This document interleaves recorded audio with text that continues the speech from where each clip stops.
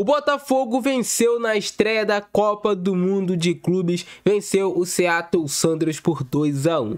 Foi uma estreia do Botafogo, digamos que fez o seu torcedor sofrer até o final. Mas o Botafogo, que fez um bom primeiro tempo, teve boas ideias sendo executadas em campo.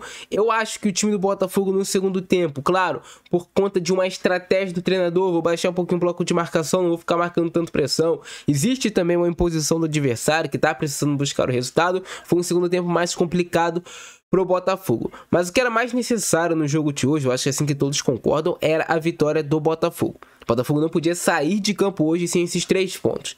Temos que contar que é uma estreia de Copa do Mundo de Clubes, tem vários jogadores ali do Botafogo, claro, vão ficar ansiosos por conta dessa estreia, não é todo dia que um time joga essa competição. Acabei realmente não gostando tanto das substituições do técnico Renato Paiva no segundo tempo, eu acho que ele acabou deixando o time do Botafogo muito pesado, um time do Botafogo sem tanta velocidade para puxada de contra-ataque, e quando ele faz aquele movimento de colocar o Joaquim Correa jogando mais na minha esquerda, eu já tinha avisado para vocês, Correa é muito bom jogador, quando estiver entrosado vai dar muitos frutos aí pro time do Botafogo, mas é um jogador que não tem tanto essa recomposição, ele não tem tanto essa pegada na marcação para pressionar e tudo mais, então você acaba perdendo um pouco de poder de marcação quando você tira, por exemplo, o Savarino ali daquela ponta. Por mais que o Savarino vá bem melhor por dentro do que pela ponta, você tem que pensar, cara, não vou colocar o Correa ali nesse momento porque o jogo não pede, mas foi também uma estratégia do Botafogo de baixar um pouquinho mais os blocos de marcação e também uma imposição do adversário. Mas falando sobre o início do jogo, o Botafogo iniciou nervoso na partida, como é normal de qualquer time, mas o Botafogo, dava pra gente perceber que o Botafogo tinha bastante consciência, né, quando o time tava com a bola nos pés, era um time. Tivemos um Botafogo hoje jogando mais uma vez nesse 4-4-2 ou 4-2-4, como você preferir. O técnico Renato Paiva preferiu entrar com o Mastriani no comando de ataque ao lado do Igor Jesus, mantendo uma base, uma estrutura do que ele vinha fazendo no Campeonato Brasileiro. Ele preferiu não mexer tanto, até porque Arthur Cabral e também o Correa estão chegando agora. Então ele tentou manter essa base, acabou dando certo. Era o time do Botafogo que veio com a proposta de marcar muito pressão o Seattle na sua saída de bola. E essa pressão do Botafogo foi efetiva em vários momentos. O Botafogo subiu muito o seu bloco de marcação com seus 4 jogadores aqui de frente, o Arthur tirando as opções de passes laterais do time do Seattle, e o Savarino também tirando a opção de passe lá pelo outro lado. E aí você tinha o Mastriani encaixado em um zagueiro, o Igor Jesus encaixado em outro zagueiro, e você tinha o Gregory sendo esse jogador que ficava um pouquinho mais fixo, porque o Marlon Freitas saltava para marcar um dos volantes do Seattle já aqui na frente. Então o Botafogo ficava mais ou menos configurado aqui em 4-1-3-2 quando fazia sua marcação-pressão em vários momentos. E aí o Botafogo conseguia dificultar essa saída de bola do time do Seattle várias e várias vezes. Estava conseguindo recuperar essa posse de bola em alguns momentos no campo de ataque, ou quando o Seattle tentava esse passe aqui um pouco mais forte para frente, os zagueiros do Botafogo, ou até mesmo o Gregory, tentavam se antecipar para recuperar essa posse de bola. Por outro lado, o Seattle também marcava em um 4-4-2,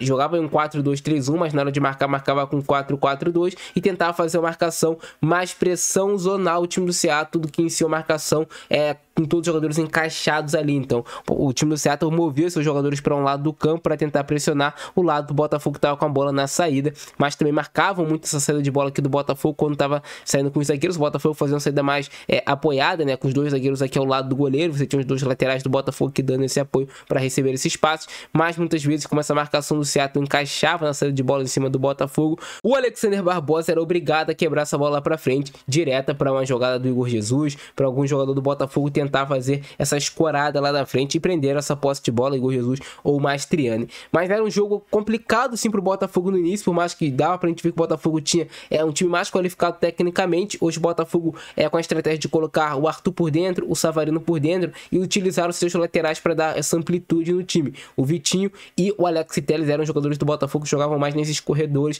laterais, com a ideia de você ter muitos jogadores povoando nessa região central, mas também você conseguir encontrar essas viradas de bola do Marlon Freitas para Alex Telles, ou até mesmo por Vitinho aqui em alguma condição que eles possam ter liberdade no jogo. Isso aconteceu em alguns momentos, teve até uma virada de bola que o Alex Telles pegou de primeira finalização na bola do Marlon Freitas, conseguiu pegar a zaga desprevenida, né, do time do Seattle. E o Botafogo faz seu primeiro gol de uma jogada de bola parada. O jogo estava até certamente o jogo estava um pouco equilibrado. O Botafogo tinha tido 2 oportunidades, o Seattle tinha tido um chute um pouco mais de perigo, mas o Botafogo na bola parada faz o gol com o Jair, jogador que é muito alto. Eu sempre falo para vocês, o Jair, quando ele aprender a utilizar a sua estatura para cabecear, ele vai ser um cara muito muito difícil de ser marcado em jogada de bola parada, em jogada de escanteio.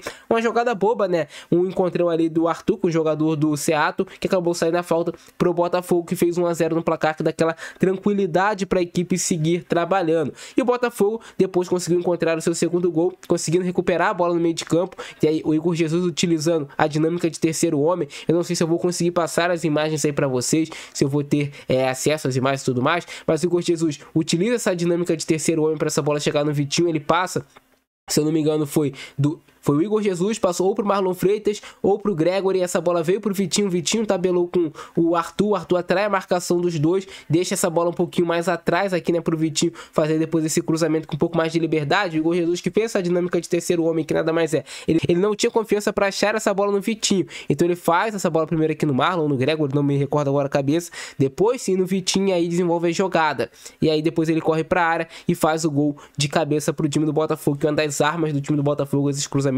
para o Igor Jesus, que é um exímio de um cabeceador, cabeceia muito bem.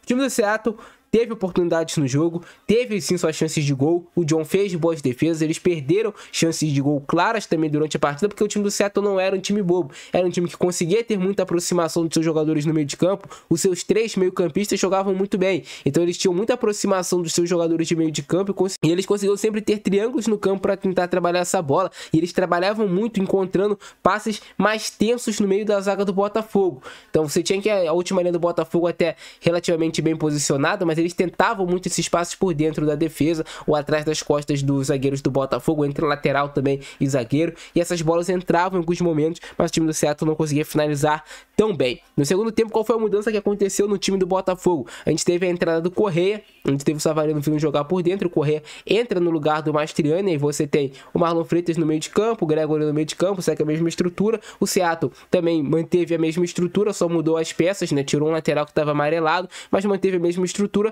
dando mais liberdade para os seus laterais em campo em vários momentos. O time do Seattle, sabendo que tinha que correr riscos, né? Só que o Botafogo acaba baixando demais o seu bloco de marcação, fica jogando muito afundado, dando espaço para o Seattle trocar passes perto da sua zona do gol, e o Botafogo sofre muito para conseguir marcar essa bola na frente da sua área. Em vários momentos o time do Seattle conseguia boas tabelas, boas triangulações, que se não terminavam em finalizações, terminavam ali em jogadas de perigo, né? Jogadas aquela jogada que tá perigando dentro da área. Isso acontecia durante o jogo ali do Botafogo e Seattle no segundo tempo. E o Botafogo acaba perdendo muito poder de contra-ataque, porque você coloca o Correia para jogar como esse ponta, por mais que você traga o Savarino por dentro, o Correia não tem arrancado, o Correia não tem essa velocidade.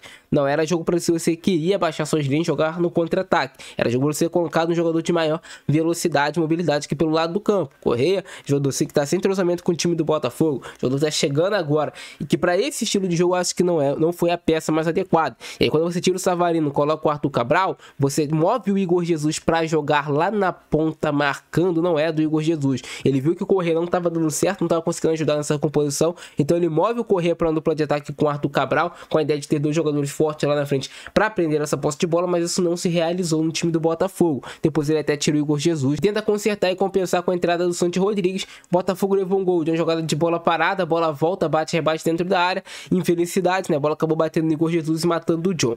Mas foi um jogo que o Botafogo jogou bem em alguns momentos, mas na maior parte do segundo tempo o Seattle dominou a partida. É um Botafogo que tinha que ganhar o jogo e ganhou, então é isso que interessa no jogo de hoje. Mas é pegar esses erros que tiveram nessa partida, as movimentações erradas que teve no time, essa ideia. Eu acho que o Botafogo deveria ter continuado tentando marcar pressão no time do Seattle, porque você estava trazendo dificuldade para o seu adversário. Quando você baixa seu bloco e dá para o time que tem 3 meio-campistas de qualidade a bola para ficar trocando passes, você vai deixar os caras gerarem oportunidades de gol, se não oportunidades de gol, jogadas de perigo a todo momento. Então essa foi uma estratégia errada, eu acredito que o Botafogo poderia ter continuado marcando pressão, tentando fazer o terceiro, quarto gol. Eu acredito que é a melhor pedida, já que até o Botafogo ficou sem jogada de contra-ataque, ou então colocasse jogadores de velocidade na frente para essa puxada de contra-ataque.